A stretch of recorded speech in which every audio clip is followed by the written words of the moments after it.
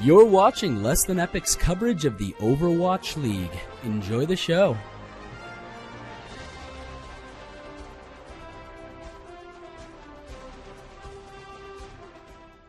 Hello everyone, my name is Kinky, and welcome to Less Than Epic's Power Rankings heading into Week 3 of Stage 3 of the Overwatch League.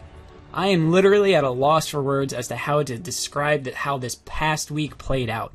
The powerhouse that was once London is now 1-3 in this stage, and Boston doesn't seem to care whether there's drama or players being changed between teams. They're just laying waste to everyone in their path to this stage playoffs.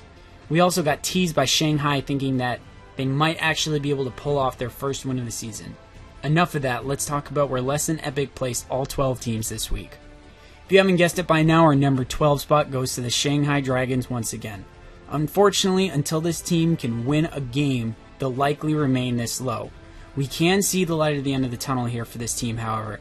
They're very close to putting all the pieces together.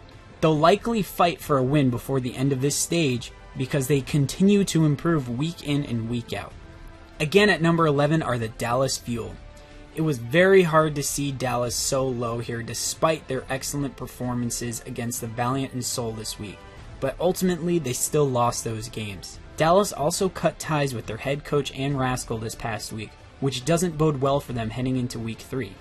They have a manageable game against San Francisco this week, but we aren't expecting any big things from them for the weeks to come. Sliding into our number 10 spot are the San Francisco Shock. It was not a pretty week for San Fran this past week. They got humiliated by Valiant and then almost lost to a hungry Shanghai team. San Francisco is looking like a team that needs to shake up their roster some in order to find a winning strategy. Baby Bay needs much more significant help than he's getting right now if they continue to expect him to continue to carry this team for the rest of the season. Coming in at number 9 are the Florida Mayhem. Like we said last week, Florida looks to be playing the spoil role for the remainder of the season. Despite playing much better than they did in Stage 1 and half of Stage 2, this team is not going down without a fight. They gave London a scare when they nearly took the first map and then took Boston to 5 games only to be narrowly defeated. They may not have won a game, but against some of the toughest competition in the Overwatch League, they've been performing very well. Holding strong at number 8 are the Houston Outlaws. Houston gave the Excelsior and the Fusion a run for their money this past week and took both teams to 5 games. Could this be a sign that Houston is on the rise again?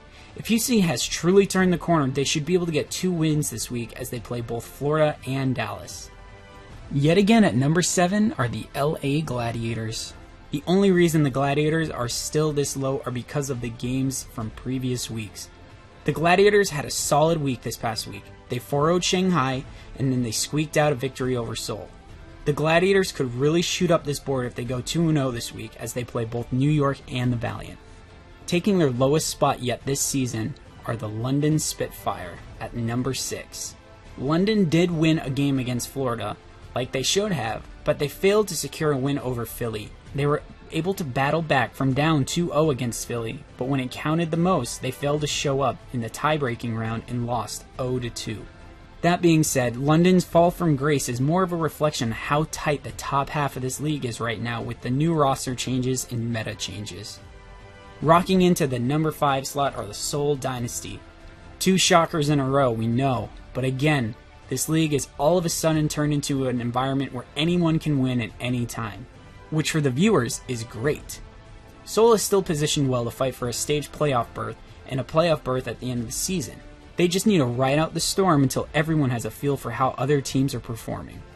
Sneaking up to the number 4 position are the Philadelphia Fusion. Philly has been working hard, and it's shown since the end of Stage 2. Hopefully, Philly can manage their success much better than Houston did. Philly gets their rematch game this week against New York, and it could possibly be our game of the week. We'll see what Philly was able to learn in the Stage 2 championship game. Taking our number 3 spot are the LA Valiant. The Valiant have been slowly creeping up this board since they got some quality wins towards the end of Stage 2. They've also been an absolute tear at the start of this stage.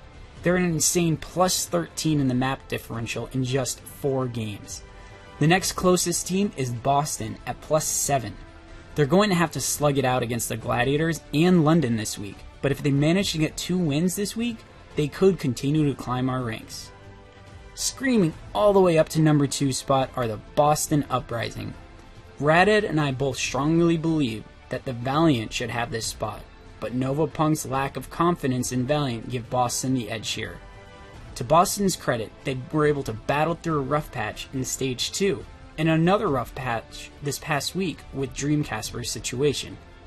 On top of all that, they beat New York this past week, which is not an easy feat in and of itself. And yes, at number 1 again are the New York Excelsior. Any New York fans out there should start to get worried though. New York was the undeniable king for nearly 12 weeks, but the gaps seem to be closing, and Boston proved that anyone can make New York bleed. New York can re-cement their position at the number 1 spot this week against the Gladiators and Fusion. I personally hope someone can uncrown this team just to shake up the standings a little bit. Anyways, those are our power rankings, everyone. Let us know down in the comments where you think we went wrong, or if you agreed with us entirely. Don't forget to check back tomorrow for our weekly picks. Those picks will come out 2 hours before game time at 5 p.m. Eastern.